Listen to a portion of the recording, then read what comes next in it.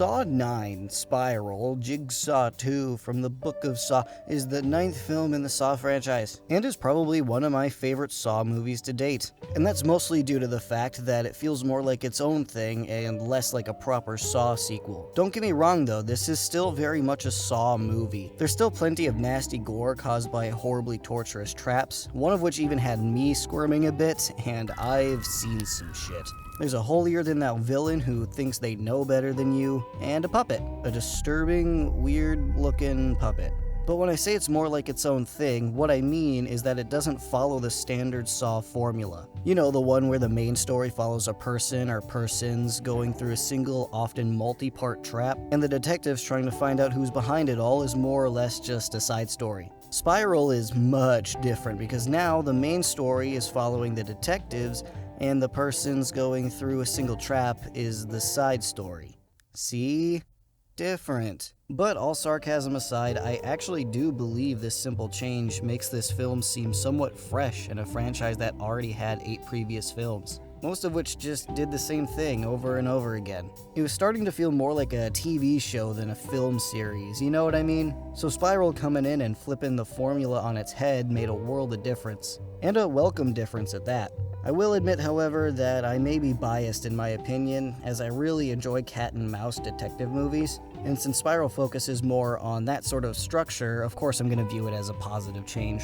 But I would like to reiterate, this is still a Saw movie, and as much as I enjoy watching intelligent people go head-to-head trying to outsmart one another with their wits, I also like seeing limbs get torn from torsos, which doesn't necessarily happen in this movie, but I can't say any more than that because this is a spoiler-free review. Just know that the traps are gruesome, admittedly some more than others, but for the most part they deliver on the gore elements, if that's something you're into. Like me. Speaking of the traps, I also like that they didn't really shy away from showing you those amazing, bloody, practical effects. Sometimes even providing you with close-ups on the most brutal parts, which I appreciated. And the first time I saw this in theaters, some of the only other people there were 2 parents and their young daughter. Young enough to be carrying around a teddy bear, but definitely old enough to be having nightmares.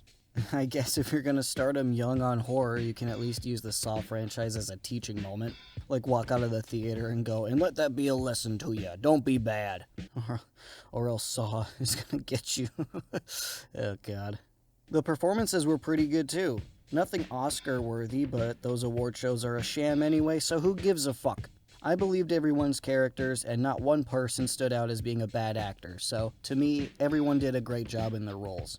But I mean, you got Chris Rock and Samuel L. Jackson, both being directed by Darren Lynn Bousman, who I keep wanting to call Derek because I'm stupid, and who also liked one of my tweets the day that I'm recording this, which makes me kind of happy because I'm also a nobody. So thanks, Darren. I promise I'll never mess up your name again. But you got some great talent here. Chris Rock killed it in the lead role, especially in the ending, and oh my god, that ending, which I will talk about, spoiler-free, in a bit.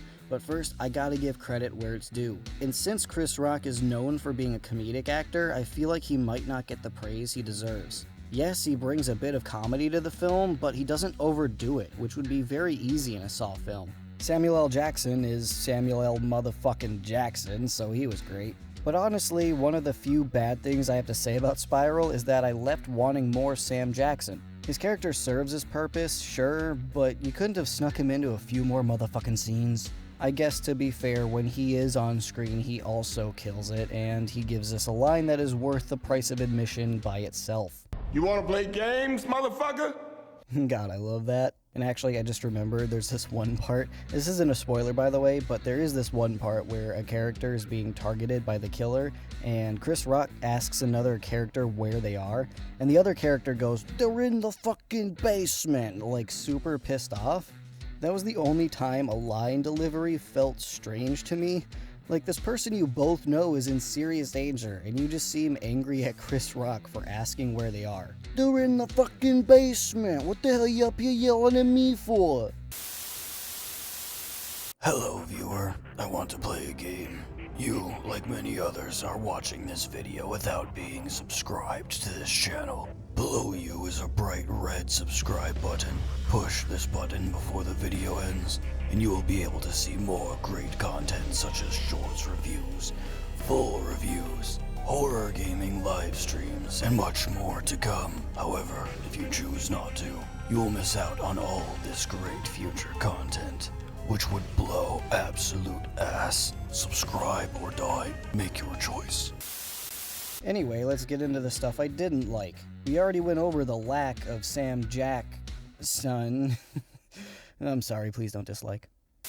We already talked about not enough Samuel L. Jackson, so I'll skip that one. But one thing that I didn't like was that there seemed to be a few shots and scenes that could have been cut out and didn't really have any purpose in the film. For example, there was this scene where they showed Chris Rock getting into his car to go somewhere else, and it's not like he was already at his car for the previous scene, but they were in the police station. Someone said, "We gotta go over there now." They cut to Chris Rock getting into his car that was in the parking garage, and then they cut again to him at the place. Like, I'm pretty sure I can figure out how he got from point A to point B myself, but thanks for making it easy for me, I guess. Thing I didn't like number 2?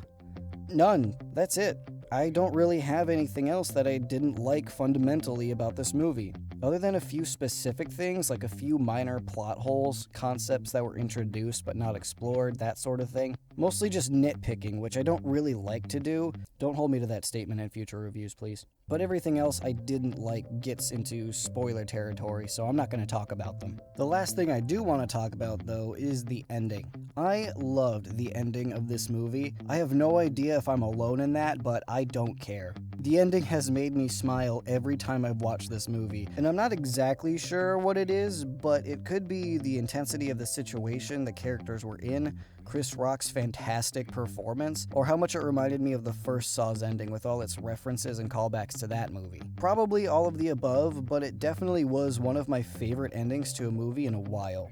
They also had this rap song playing during the end credits that I really liked because it used the Saw theme mixed in with the beats. It sounded great. And I think it's pretty obvious, I do recommend seeing Spiral. If you love the Saw franchise, if you don't love the Saw franchise, if you've never even seen a Saw movie, I still recommend it. As long as you can handle some sweet, bloody, disgusting body parts everywhere. Guts and bones, gore.